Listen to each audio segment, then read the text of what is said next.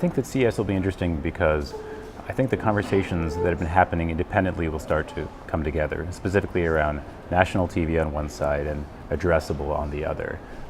Addressable's been around for a little while, but generally it's about local avails, it's very hyper-targeted, it's about maybe overlaying with a national buy that you're doing. And it has totally different objectives than national TV. It's also far more expensive, and not always does it give you the juice that's worth the squeeze. What I think we're going to start seeing with new technologies is using addressability as a way of versioning for national TV. And that's really exciting stuff, particularly for our set of clients, many of whom are portfolio clients, all of whom are looking for growth, as most advertisers are. It's very hard to get growth with hyper-targeting, as, for example, P&G found out with Facebook.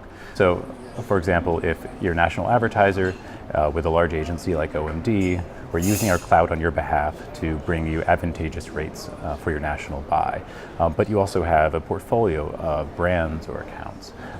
Using technology, you can take the clout and those great rates, but then deliver the right ad to the right person within that national buy. So for Clorox, it's a different ad and a different target if you've got charcoal versus barbecue sauce versus Fresh Step versus Glad bags, for example, and that's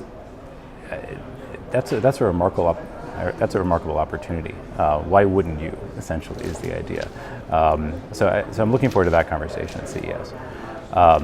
From a programmatic standpoint, right? I think I've heard some call it TV programmatic, programmatic, which is a clever coinage. The reality is that we are years away from true programmatic television delivery. Real-time, biddable, automated, and advertiser decision, that's just not happening on any kind of scale today, and probably won't for a few years. However, a lot of the benefits from programmatic thinking are starting to come into the marketplace, and we're certainly doing a lot of that now, mostly through the data side.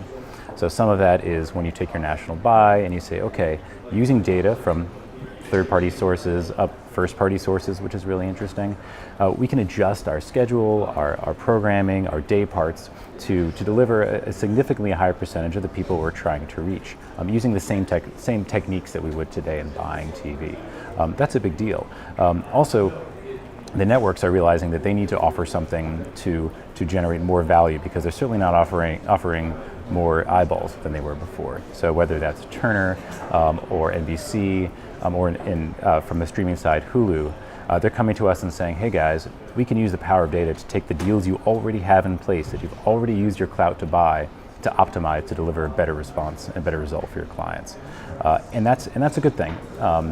Just because we're not doing pure programmatic doesn't mean we're not happy about the better performance we're getting for our clients. And Ben, we've heard a lot about the evolution of the media agency itself as a data-centric enterprise, and you guys have had great success in the arts and sciences and the wins, and we hear a lot about Carab buying Merkle, we've heard about the group M1, hearing a lot about the evolution. What, from your perspective, is the evolving role of data in the media agency as you see it at OMD?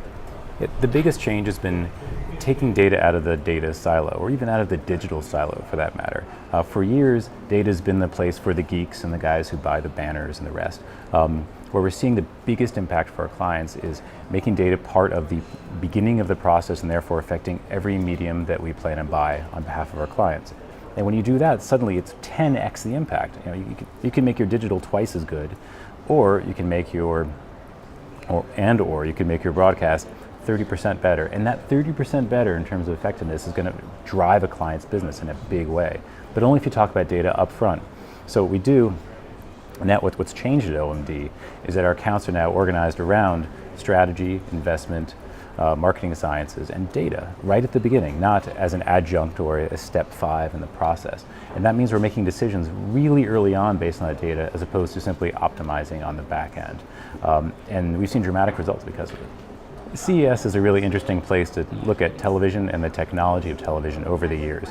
We've seen a lot of gimmickry over the last few years, whether that's curved TVs or 3D TVs, and many of these have failed, and it's always, what went wrong? And the answer is, people want technology that makes it easier for them to watch more TV. It's sort of like the phenomenon of light beer. Light beer allows you to buy and drink more beer. technology that lets you watch more TV is going to be embraced by the American public because we love watching TV 5 to 5.5 hours every single day. And I think that we're on the cusp of a new technology that's going to allow Americans to watch more TV. And for advertisers, that's a good thing because TV works very, very well for growing their business. And that technology is voice recognition. Yes, today there are remote controls you can talk into, and there's some work you can do with an Xbox, but no one is yet delivering the dream of, and this is a dream, of the average American sitting down on the couch and saying, play Seinfeld episode 4, or sitting down on the couch and saying, start the Giants game from the beginning, not touching a single thing. Once you've had the experience of asking technology to do something for you, and it does it instantly and without hesitation and without a mistake, you will never go back.